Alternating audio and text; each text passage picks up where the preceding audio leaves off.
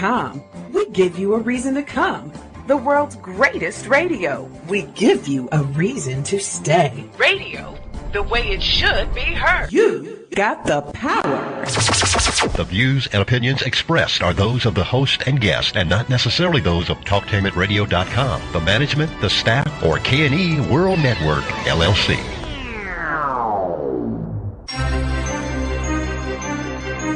This is The Compensatory Concept with Mr. Neely Fuller, heard exclusively on TalkTainmentRadio.com, the world's greatest radio. Radio, the way it should be heard. And now, Mr. Neely Fuller. If you do not understand white supremacy, which is racism, what it is and how it works, everything else that you understand will only confuse you. Only confuse you. Only confuse you.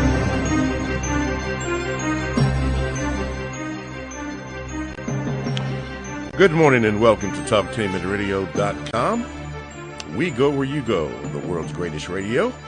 And you are in touch with the compensatory concept. I am the co-host, Mr. Bobby, and this is radio the way it should be heard. On the line with me, live from Washington, D.C., is Mr. Neely Fuller, Jr., and he is the author of the UICCSC, otherwise known as the United Independent Compensatory Code System Concept. That is a textbook workbook for thought, speech, and or action for victims of racism, which is white supremacy. And that's what we talk about for this time that we have been allotted. And before we get to Mr. Fuller, we would like for you to order your copy of this great book. And you can go to producejustice.com. That's producejustice.com. And on the screen will be all the information you need to get this book. And also, there is a word guide that you may purchase for an additional fee. And all this goes to Mr. Fuller. I do not get anything, from this. I just promote the book because I think that it is a great book. I have my copy right in front of me that I did myself purchase, and it is an outstanding book. And you need this to help you better understand white supremacy or racism. You need that. And the word guide, which is a code for words and understand what these words mean. And Mr. Fuller goes into detail, about that. That is going to producejustice.com. And speaking of that, I want you to do this. Please keep in mind that since we only have a certain amount of time, that your questions that you ask me by Gmail, which I will give you the address, they go into what I call a question rotation. And then I will have Mr. Fuller address your concerns. And this is precisely why we want to expand the show for an additional hour. And to do that, we need your support. And you can give your support by going to K&E World Network, Post Office Box 6184, Columbus, Ohio, 43206, and that it will be in care of the compensatory concept. Now, we will accept a money order or bank check, but no personal checks. And we will email you your receipt, and all donations are final. Now, the purpose of this is to extend the compensatory concept for and an additional hour, making it a 2-hour program. Our goal is to cover 1 year's worth of programming. So when you ask your questions now, I have so many of them, and they're in the question rotation, that I may not and probably will not get to them the day that you send them to me. But as the shows go on, we will address those questions. I try to have a certain amount of questions that I ask each week because there are many and a lot of people want to know. So get the book by going to producejustice.com online. That is the United Independent Compensatory Code System Concept by Mr. Neely Fuller. And then you can also make your donation, which Mr. Fuller does not get anything from Talktainment or from K&E World Network for the donation. That is completely separate. completely separate. So go to K&E World Network, Post Office Box 6184, Columbus, Ohio 43206, in care of the compensatory concept. Okay, got that out the way. Now, let's get to Mr. Fuller, because you call or are listening to hear him speak, and we certainly want to do that. Mr. Fuller, first of all, good morning to you. Good morning, sir. And how are you this particular day? I'm still learning. You are still learning. Okay, people, what I'm going to do, don't call in now, because I'm going to give Mr. Fuller a chance to express what is on his mind, and then after that, then I will give you the number to call in and the Gmail address, okay? And then we'll go from there. Mr. Fuller, the floor is yours. What would you like to start off today's program with? I just want to make this a brief statement. It has to do with stand by your work. That's a phrase that I use in the word guide, too. Everybody should stand by his or her work. In other words, whatever it is you do, willfully and deliberately, say that this is what you do. Whatever you believe, say truthfully what it is you believe.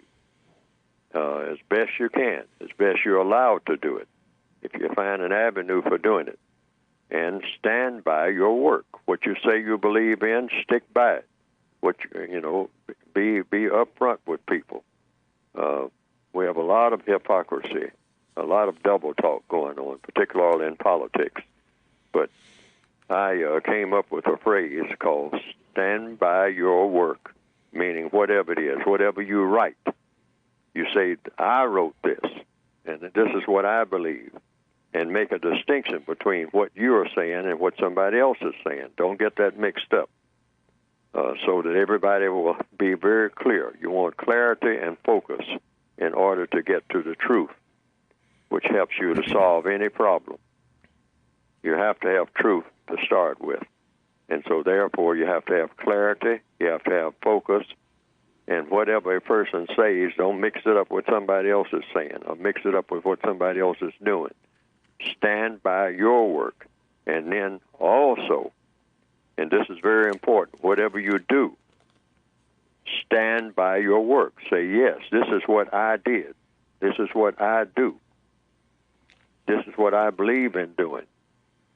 And even if you're doing something and you don't believe in doing it, then stand by that work too, but simply by saying, I'm doing it, but I don't believe in doing it, but I'm being forced to do it on account of someone is forcing me to do it. And then you stand by that work by pointing out who's forcing you to do it. So, having said that, I want to say this, because this has to do with this thing called snitching. I'm going to say this about killing, because there's a lot going on. I mean, like the movie Spike Lee has made, Mr. Spike Lee, called Chi-Raq. I want to make this statement. I make it every now and then, but I want to reiterate it. When anybody kills anybody, everybody in the known universe should know who did it and why. No exceptions. Also, when anybody mistreats anybody, everybody in the known universe should know who did it and why. No exceptions. In other words, stand by your work. If you're a so-called hitter, that's a slang phrase I understand that's popular in Chicago. I mean, going around shooting people and then running and hiding. No. Everybody in the universe should know that you did it, and you should stand by your work, because this is your work. You don't want anybody else to take credit for your work. Everybody should know your name, your address, and how to find you right now, the very minute that you did it. Don't you run and hide nowhere from anybody. Stand by your work. You're such a great hitter. Okay. Be ready to hit back anybody that wants to hit you for hitting somebody else. Super hitter, whomever you are, stand by your work. Get off from under your grandmother's porch.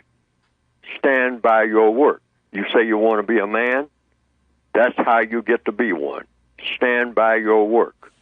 Stand by your work. If you think this is what you should be doing, brag about it. Also, don't ask for any mercy. When you get caught, none, zero. In fact, there should be only one question directed to you. Why are you still breathing? Because according to the code, when you take somebody out of here willfully, deliberately, and unjustly, willfully, deliberately, and unjustly, when you kill someone, the very next thing you should do is kill yourself before you ask anybody for 1 ounce of mercy. Ever. You shouldn't ever ask anybody to forgive you or for some kind of mercy or, Your Honor, I didn't quite mean it, my circumstances was this and that. No, no, no. Stop breathing. That's how you honor what you did. Stop breathing. You stop that other person from breathing, you have no business breathing. Stand by your work. All righty. Stand by your work. Before we go to the phone lines and open up the Gmails, I have a question from Andrew, and he said this, Mr. Fuller. What is it called when a non-white person mistreats another person, white or non-white, on the basis of color? For example, a black-owned grocery store not hiring a white cashier because she is white or so-called Mexican. Note, I do understand that under the system of white supremacy, black people don't own anything. Have you, Mr. Fuller, come up with a compensatory term for this behavior, and if so, what is it? The objective is not to brag about being black. I've been saying this for years. The objective is to replace the system of white supremacy with the system of justice, not to glorify blackness. You're black, so you're black. The Creator made you black. Marcus Garvey said, God made the black man black, and he didn't make a mistake. So that's a done deal. So you don't have to make a big deal out of that because you didn't have anything to do with it. If you're a black person, you're black because your Creator made you black. Now, having done that, what's the next agenda? The next agenda is not to go around glorifying being black. It's to glorify producing justice. Because under the system of white supremacy, the white supremacists are against justice, which means they are against anything that has to do with keeping people from mistreating people based on color. That's what racism is. So therefore, in answer to the question directly, yes, you hire a white person if the white person needs a job. And but here again, the definition of justice, you help the person that needs help the most. So if it's a white person that needs a job and a black person that needs a job, well, you try to lean toward the person that needs help the most. If it's a so-called Mexican person, that's a non-white person, a victim of white supremacy. If he or she has dark skin, that person is a victim of white supremacy. That's what white supremacy means. That's what the white in supremacy means. You know, being against people who have color. So therefore, you compensate by hiring a person of color if you can, if that person is in greater need of help.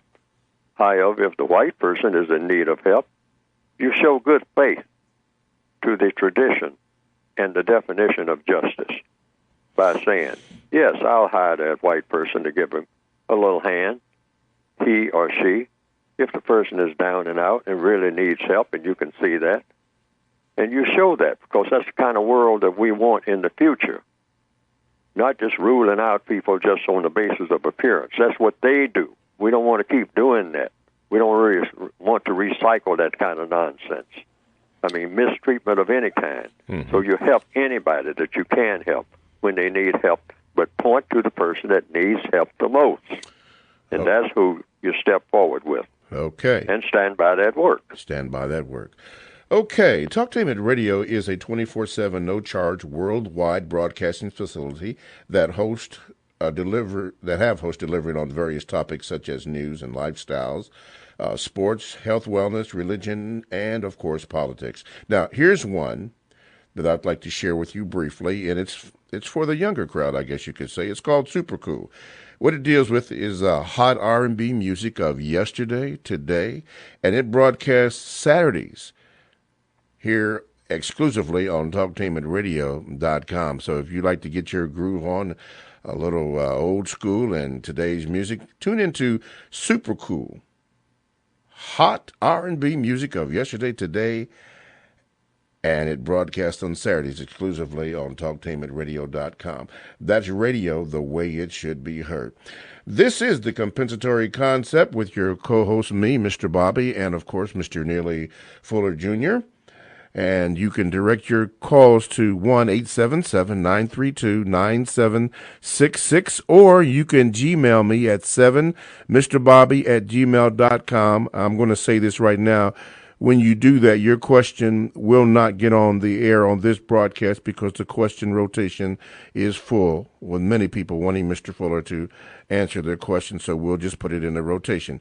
But we are going to go to the phone lines, and we are going to go to line number 1. You are now on with Mr. Neely Fuller Jr. What is your question? Yes. I want to follow up on what Mr. Fuller has said. Now, when you say help all other people of other non-white people, well, look, what I hear people with this blacks and browns nonsense, preferring the brown Mexican or Hispanic. Look, you got the Indians, you got like I say, the Indian people, Asians. Those people all pledge their allegiance to white people. Why would they help blacks? If anything, they're trying to be the new whites, and we're still going to be the blacks.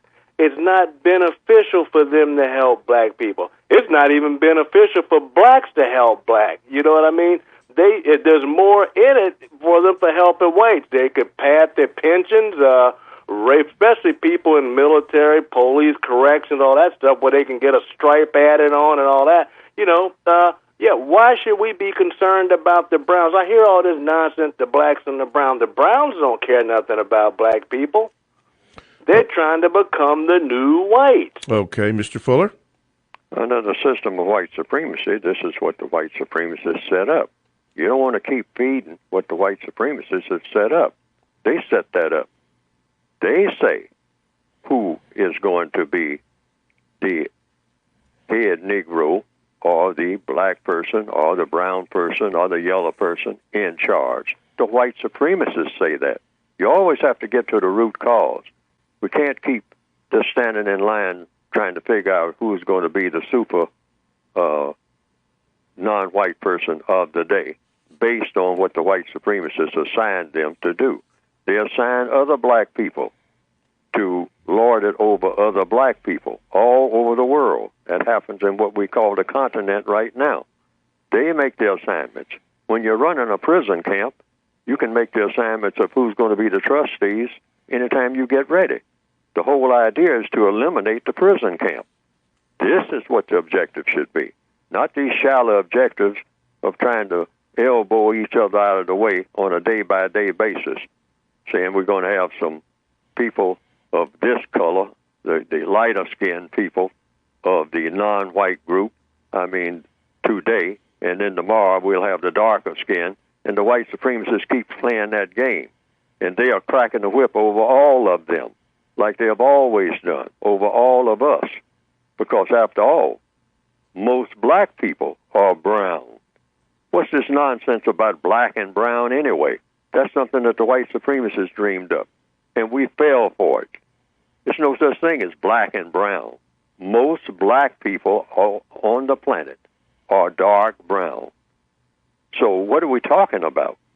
See, the white supremacists say, hey, it's number one so-called category that counts, and that's white. All the rest of y'all are garbage anyway. Black, brown, red, yellow, beige, tan. What shade are you? Even the average black person who is very dark-skinned in one part of his or her body, if you have ever paid attention, like at a swimming pool or something, you will notice that a black person, a person that we call sure enough black, Afro-black, might have a black face, but when you look at the rest of his torso or her torso or the legs, they are a different shade altogether. I don't think anybody's even noticed that. One person having several different shades of color. It'll be light tan or dark brown, and then part of the person's back of the neck will be very light or very dark. In fact, there used to be, somebody told me this years ago, that slave owners used to kind of detect what black person might have a little white blood by looking at the back of their necks, regardless of the shade of their face, because then that would be a house Negro. If it was a little light in the back of the neck. Yes, sir. All right. Thank you for the call, caller. Let's go to line number 2. You are now on with Mr. Neely Fuller Jr. What is your question? Well, how you guys doing? My name is Gregory, calling from Florida, and I have a question. I was at work, and I worked with a white employee, and they were asking me, why do we have Black History Month?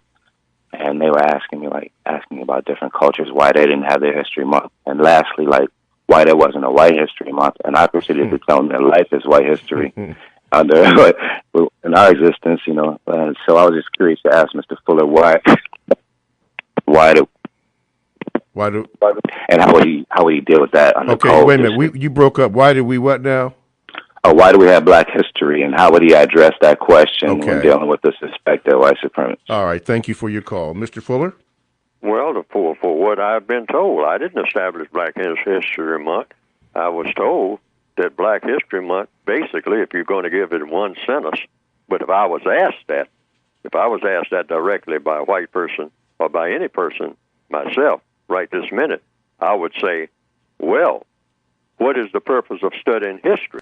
Anybody's history is to find out what happened in the past that caused things to happen that are happening now. So Black History Month would serve the purpose of being a reaction to the existence of a thing called white supremacy. That's what Black History Month came into being about. Otherwise, there would be no need for a Black History Month at all. Okay. If it wasn't a reaction to the system of white supremacy. That's what it is. Then would you agree with the statement that Black history is not just Black History Month? Black history is 24/7, 365? Well, first of all, let's look at history. What is history? History is a record of the past. Okay. His story, or her story, or our story. You could say our story, his story, her story, all right? But it's just a record of the past. So the purpose of it is to find out what happened in the past. So when people ask me what is my history, my compensatory codified response is Neely Fuller's history is everything that ever happened before the beginning of time and since. And that is the absolute truth. All righty. From the Gmail, I have a question from Justice, I believe a Justice Soldier. He says, Mr. Fuller, I have read the essay Psychopathic Racial Personality by Dr. Bobby Wright that states that in relation to blacks, whites behave as psychopaths. I have also read somewhere that a psychopath blames the victim and the victim of psychopaths blame themselves or other victims. I would like you, Mr. Fuller, to comment on us victims blaming ourselves. Oh, well, it depends on what you mean by blame and the degree of blame. All people can blame themselves for being not as they ought to be, okay? But when you compare the victims of white supremacy to the white supremacists are to blame for everything that their victims do. Why? Because we are under the white supremacists.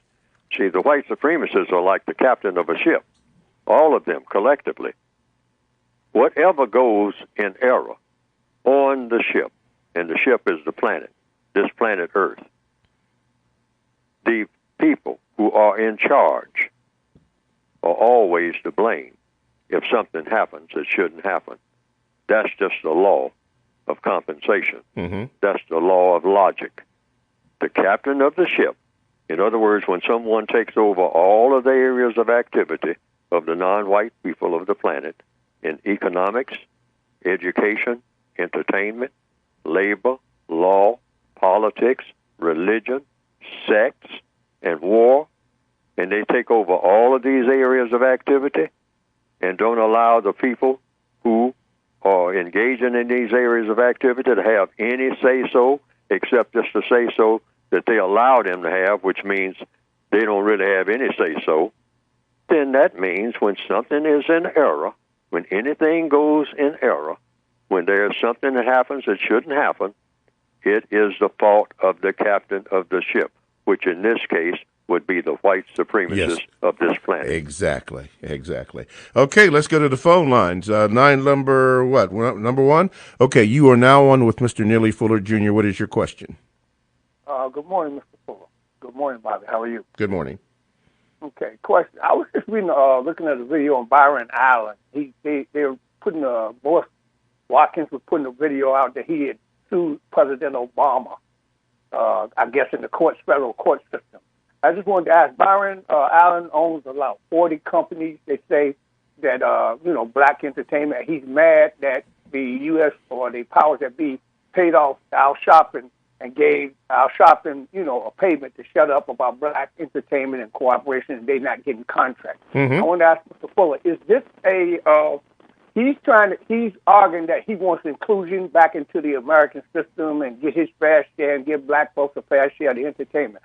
What are we looking at, Mr. Fuller? What stage of refinement is this? And this young man is married to a white woman. Okay. If I'm correct. Mr. Fuller?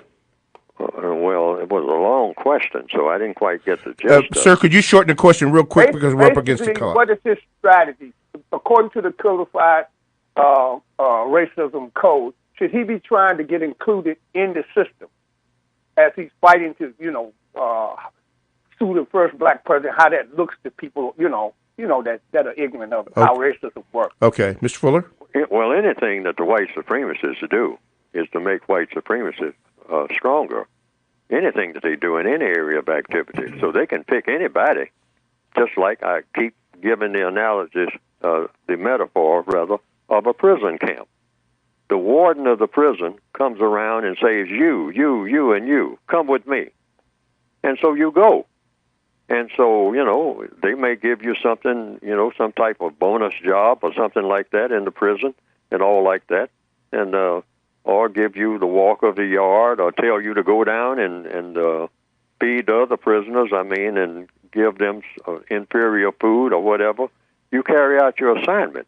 So you never really just look at that too much. Don't pay too much attention to that because that's just the way the prison works. Anybody can be assigned at any time to do anything. I've heard people talk about the illuminati, whatever that's supposed to be, and the boule and all that. You don't have to pay any attention to any of that. Pay attention to the white supremacists. These are the people that you have to really deal with. You always have to deal with the wardens sooner or later if you're going to get anything done.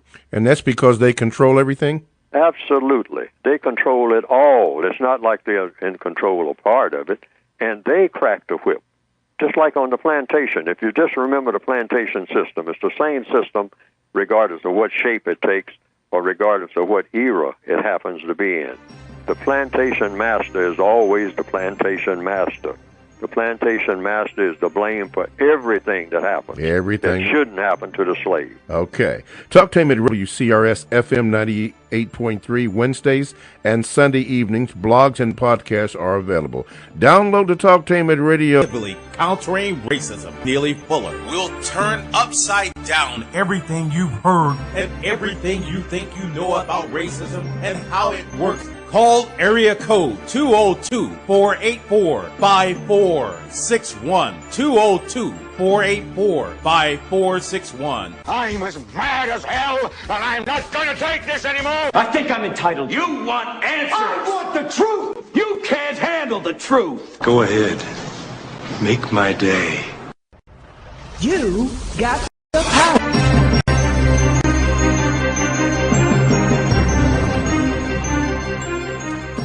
Alrighty, TalkTainmentRadio.com. We go where you go. Download TalkTainmentRadio.com app to your cell or to your tablet. That's radio, the way it should be heard.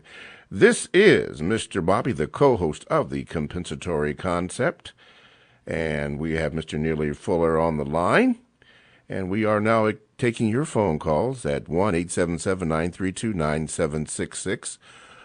Or you can Gmail me at 7mrbobby@gmail.com. Now, Mr. Fuller is the author of the UICCSC, otherwise known as the United Independent Compensatory Code System Concept, a textbook workbook for thought, speech, and or actions for victims of racism, which is white supremacy. Now, you need to get a copy of this book for further study of the subject because it is important that you know and understand. And you can get a copy by going to producejustice.com. That's producejustice.com. And on the screen will appear all the information you need to get your copy of that. Plus, for an additional fee, you can get a word guide, which is there.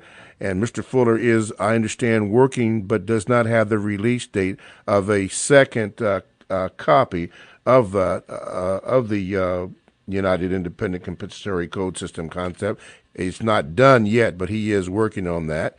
And we are also, Mr. Fuller, is working on making sure that the connections overseas can be secure. But he's working on that, him and his staff. They're working on that. All that goes to Mr. Fuller. But for us, if this program is very good to you, then what you need to do is make a donation so that we can cover 1 year's worth of programming and for an additional hour. And all you have to do is make your check or a money order payable to the K&E Network, Post Office Box 6184, Columbus, Ohio, 43206, in care of the Compensatory Concept. A money order or bank check, no personal checks, will be accepted. We will email you your receipt, and all donations are final. Now, the purpose of this is to extend the compensatory concept for an additional hour, making it a 2-hour program. And based on the questions that come in, you need to do that. You need to do that, and we'll go on from there. Going to the Gmails from the UK. This is Wayne. He says, thank you, Mr. Fuller. As part of the Stephen Lawrence inquiry, institutional racism was defined by Sir William McPherson, retired judge, as follows. Institutional racism, the collective failure of an organization to provide an appropriate and professional service to people because of their color, culture, or ethnic origin. Mr. Fuller, could you comment on that and your opinion of that? The people having ethnic origins? Institutional racism, the collective failure of an organization to provide an appropriate and professional service to people because of their color, culture, or ethnic origin. And that's some type of organization? Yes. Failed to do it? Yes, institutional racism. Oh, institutional racism. Is that supposed to be a definition? Well, in fact, it was defined as part of Stephen Lawrence's inquiry. Institutional racism was defined by Sir William McPherson, retired judge, as, and then that statement, in the collective failure of an organization to provide an appropriate and professional service to people because of their color, culture, or ethnic origin. Wayne wrote this. Matter of fact, he's from Denmark, but this came out of the UK. He wants you to comment on that. The person who wrote that, or who established that, would be the best person to explain it. That comes under that stand by your work clause, compensatory concept. Yes. Right. So that person can best explain what all that's supposed to mean. I think what he was asking, Mr. Fuller, is your opinion on what this person says. Your opinion, not his, according to the code. Oh, well, my opinion of somebody else's opinion is that is their opinion. Okay. And they give whatever their opinion is, whatever their explanation. When a person makes any kind of statement, whether it's me or anybody else, the person who is making the statement can make their statement. I would just simply make my statement about what institutional racism is. Institutional racism is white supremacy. White supremacy is institutional racism, and that's in all 9 areas of activity. And that applies to all people of color and all white people everywhere on the planet. Now, either you're a white person who practices racism or you are not. So I want to get that straight. But the most powerful and the smartest people on this planet, as of right now, are those white people who believe in mistreating and dominating people based on color. They are the white supremacists, and they are to blame for all of the non-white people's problems. Okay. All righty. Let's go to the phone lines. Line number 1, you are now on with Mr. Neely Fuller, Jr. What is your question? Greetings, Mr. Bobby and Mr. Fuller. After reading Mr. Fuller's book, 2 non-white females both remarked to me that the book was depressing and that living a codified life would not be any fun. Mr. Fuller, would you please respond to this? Okay, thank you for your question. 2 non-white females came up to him and said what? Living a codified life is not, I guess, not going to be very good, and they wanted you to respond to that. A codified life would not be good? Yeah, according to what you have written in the book. Oh, my book is just a book of suggestions, and I say everything should be codified. What do I mean by that? That you figure out the best way to go about handling every situation. That's all it is. The best way out of all kinds of ways to handle any situation that comes up, whether it's what school to go to, or what bus to catch, or changing a flat tire. There is a best way to do it, and then there's a worse way to do it. Codification is about finding out the best way to do and the best way to say everything 24 hours a day, addressed to the individual person. The best way to do everything and the best way to say everything that works best for the individual. Now, I don't see how anything can get better than that. When every situation, you do the very best thing that can be done.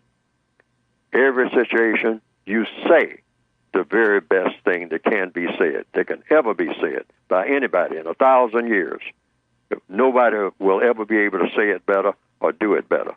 I don't see how that type of codification would be objected to by anybody.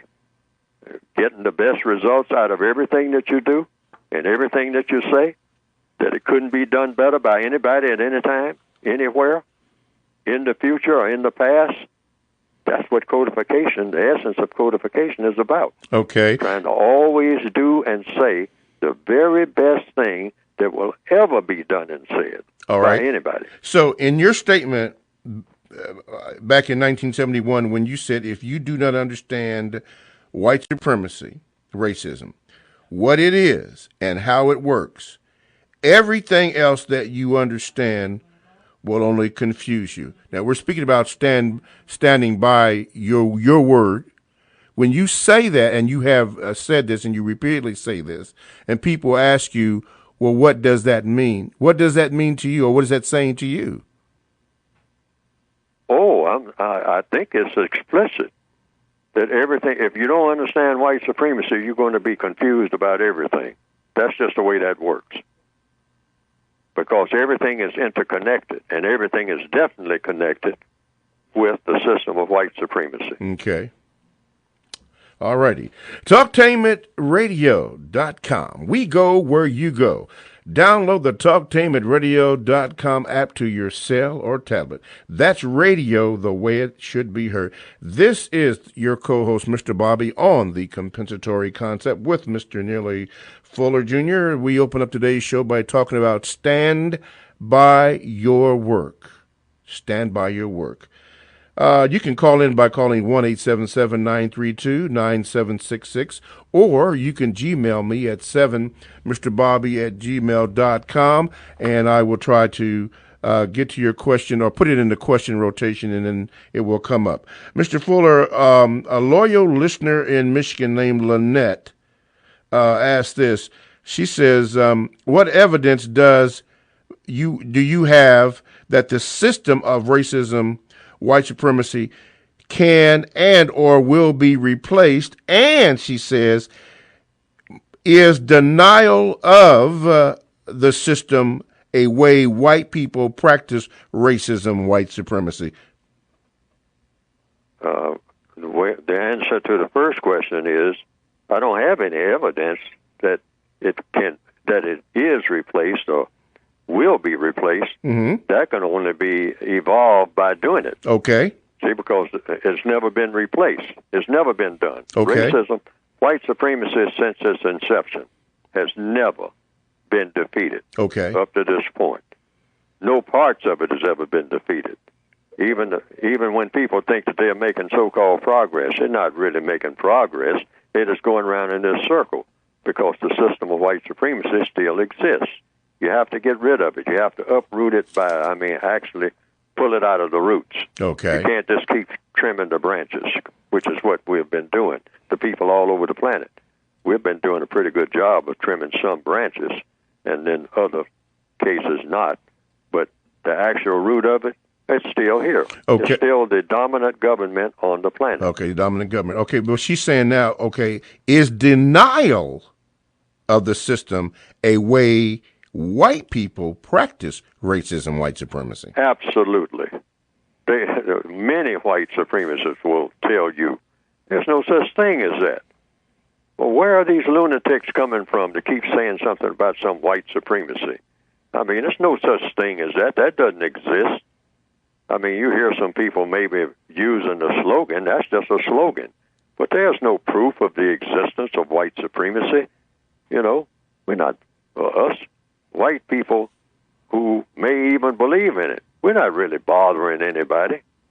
And so, no, you don't have to pay any attention to that. Okay. But see, you have to always remember, a white supremacist will say anything. That's for sure. Okay, before we go to the phone lines, let me say this. Robin, your question from Mr. Fuller about interactions with law enforcement, I will have to put that in the question rotation, and then I will have Mr. Fuller address that when your question comes up. Okay, line number 1. You are now on with Mr. Neely Fuller, Jr. What is your question? Yes, good morning to you, and good morning to Mr. Fuller. I'm calling from Central California. My name is Maurice, and my question is, well, the small scenario is I'm involved in an interracial marriage, right? And me and my wife, we have these I guess sort of disagreements or whatnot on what racism is. I try to tell her, explain to her in simple terms that it's based on, like Mr. Fuller says, it's based on the mistreatment of people of color. But is it more than beyond that? Because she tried to rebuttal me and say that it's more than just that because she's a woman. Mr. Fuller, you care to respond to that? He says he's involved in an interracial marriage? Yes, sir. Yes. Now, is the lady that he's involved with classified as white? This is how I always had suspicions from first, from when I first met her. But the more she talked, the more it seemed like she wants to, I guess, be a spokesperson for, against racism, because we have children together now. Okay, caller. Mr. Fuller asked, is she white? Is she classified as classified as white? Is she? Yeah. Okay. She's classified as white. Yeah. And she's saying that she's not white, or what? What is she saying? No, she's okay. She says she's big, Portuguese, Hispanic, and all these other things. And I try to tell these children, you shouldn't confuse them like that. Yeah, they can, I guess, cherish those nationalities and whatnot. But the world's gonna look at you for who you are. That's what I try to explain to her. And then, nobody should label it as a color, but what does the world do? What does the world do? Do you have the power against the world? And that was my question. Mr. Fuller? I'm trying to get an understanding because, see, we have some confusion here, which is what usually happens when we talk about any part of race and racism, particularly racial classifications. So we have to be very clear about whether the lady he's talking about, that he's quote unquote married to, is classified as white or non-white. She's classified as white. She's classified as white. Now, next question. Does she function as a white person? In other words, when she encounters other people, do they think that she's white? Yes. They think she's white. So her dilemma is now what? In other words, the problem that she says that we're having, or is she saying we're having a problem? Because actually, you being in that situation, according to the code, you're being taken advantage of. That's according to the code. It ain't personal, it's business. According to counter-racist science, anytime a white person is having sexual intercourse with a non-white person in the system of white supremacy, the white person is the dominant person in that interaction, and therefore is committing a racist act. Period. Okay. Okay, thank you. All right, thank you. Mr. Fuller, a question from Tanya from D.C. She says, ask Mr. Fuller how cell phones and computers are used to practice white supremacy and racism. Everything in the system of white supremacy that the white supremacists have anything to do with, and they have to do with everything that non-white people have to do with, is under their dominion. So anything that the white supremacists do is to strengthen the system of white supremacy. They don't do anything, even when you can't detect it. And they are very excellent at going about doing things that can't be detected. Okay. And, right. It's to strengthen the system of white supremacy. They don't do anything unless it's going to do that, no matter how it looks on the surface. Okay. Okay. See, we're on the phone here. See if we can get this call through. Let's see. Galen, can you get that call through for me? So we can get the person on the air? Okay. Okay, you are now on with Mr. Neely Fuller Jr. What is your question? Hi, this is Yester Gar from Chesapeake, Virginia. And I would like to say hi to Mr. Fuller and everybody out there. My question, well, I don't have a question. I have something to say. Okay. Black history, white people ask about why Black History Month, what is Black history and all this. Black history should be every day, every hour, every second, because I enjoy learning about my history. And we should teach it to our children all the time. Okay. So we should get past that black and white thing and just let them know what happened and just go forward from this point so it won't go back to where it was. Amen? Okay. Mr. Fuller did address that earlier today, and thank you for your question, or rather your comment. What's that next question there, caller Galen? Can we get that person on here? Okay. You are now on with Mr. Neely Fuller Jr. What is your question? You're on. Last time, caller. Can I be heard? Okay, yes. Go ahead. Yeah, hi. This is Brother Chauncey calling out of Florida. I actually submitted this question, but I just wanted to get this question answered. So basically, there is a group of indigenous black people who are off the coast of Bengal, it's called North Sentinel Island. And these people have not been colonized by modern society. So it seems to me they have been able to fight off white supremacy by just being in tune with nature. So my question is for Mr. Fuller is, these people who are indigenous to this island and they have not been colonized, they have been inhabited on this island for 60,000 years. Do you think in their own way they have been able to replace the system of white supremacy with their own system that has not been discovered by modern society? Mr. Fuller? If they are people who are classified as non-white, they come under the system of white supremacy. Now, they may be engaged in some cultural exercises of some type that they consider to be comfortable to them.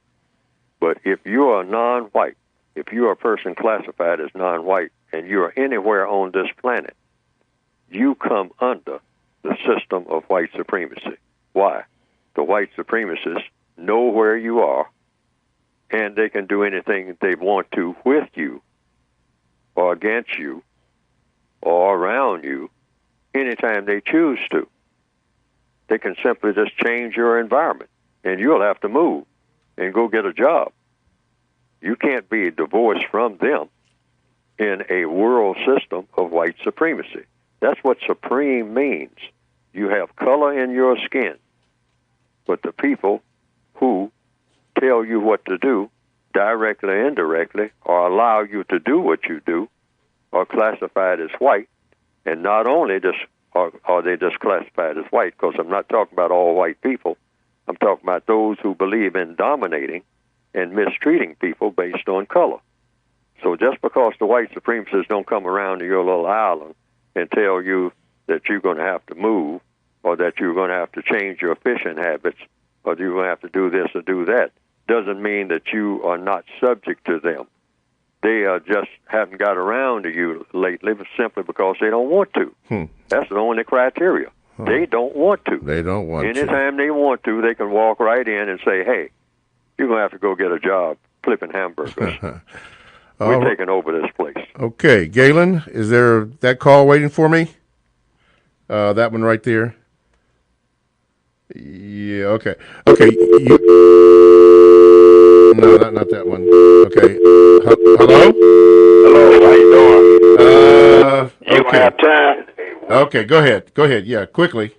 Okay, what I want to say is that in the census, what happens is, like, I think back in the 60s, they classified the Mexicans as white. And now, if you look on the wanted, like the 10 most wanted, 15 most wanted for the FBI, you'll see that you have Mexicans on now that they classifying as white. And this is the government doing that to bolster their numbers, to make people think it's more than what it is, because in white supremacy and with the interracial marriages and everything, their true numbers are going down. Okay.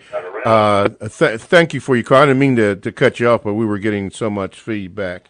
Callers, remember, when you call in, please cut your radio down so that we don't we don't get that feedback. We do thank you for your calls, and we do appreciate that. Remember that you need to get a copy of the United Independent Compensatory Code System Concept. That is a textbook workbook for thought, speech, and actions for victims of racism, which is white supremacy. And you can go to producejustice.com, and all the information you need to get the book will be right there. And also, and by the way, that strictly goes to Mr. Fuller. I don't get anything from that. That's all Mr. Fuller. And for this right here, you need to make a donation for the show for an additional hour and to fund it for a full year. You can make that to K&E World Network, Post Office Box 6184, Columbus, Ohio, 43206. And then all that, Mr. Fuller does not get any of that. I don't even get any of that. That goes strictly into the fund so that we can support the show for 1 year. Mr. Fuller, as we get ready to close, do you have a closing thought or closing statement that you'd like to make? Well, I just want to just add to something that the gentleman has just said about these classifications. The white supremacists have these classifications in order to confuse. You started off in 1860 with just 3 classifications, white, black, and mulatto. Now you have 21 classifications. What are these classifications for? Confusion. And the only one out of these 21 that makes sense at all is the white category. All the rest of them is just a melange of confusion. And that's been said by so-called experts even.